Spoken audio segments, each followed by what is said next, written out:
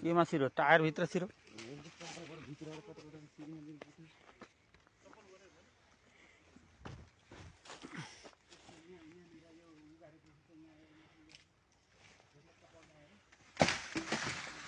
मरु लाग्यो त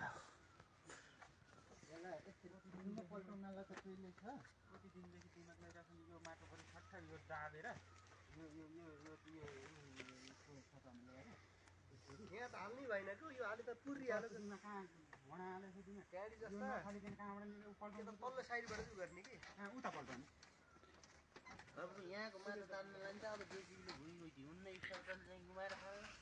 एउटा सोर्न पर्यो हिड्ने बनाउन त त्यो त 2-2.5 मिटरको माटो हाल्ने पर्यो कहाँ खान्छ त्यो माटो उता त त्यही त तान त्यही टाइम बढी लाग्छ त त्यही त कुरो गरिराख्नु पर्यो हामीले त्यो उनको चाहिँ माथिबाट घुमेर आएर सट्टा फाल्छ कि उल्टे पिछे हाम्रो पो घुइँमुदी यो पोरी नि कटाइदिन्छ अब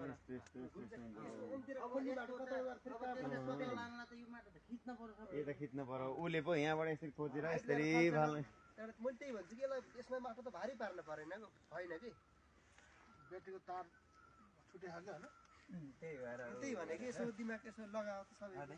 कान्छ दिमाग लगायो भने पहिला त्यहाँ जेसीबी हाल्नु पर्यो सल्ली बाटोबाट पट्न लिएर हुन्छ त्यसले भन्ने कुरो हो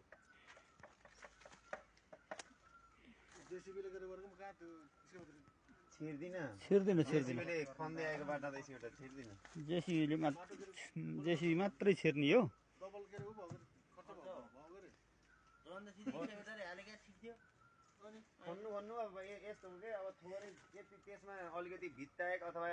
थोरै बाटो बढेर बन्ला असर पर्नु भन्दा नि अब ल्याउनु यहाँ लिएर आएर फेरि त्यही नसकेर स्काइभेटर हाल्न पर्यो भने त डबल तनाव भयो त्यही भएर स्काइभेटर हाल्नु पर्ने हो कि कमसेकम यत्रो खाल्नु कहाँ यो त यहाँ यो माटो उता लगेर फाल्नलाई त उसले पहिला तान्दै यता तान्दै उता त्यहाँ भएछ त यहाँ नकुर्दै उता लगेर यता मिसिन पल्टाउन यता भएको अलिकति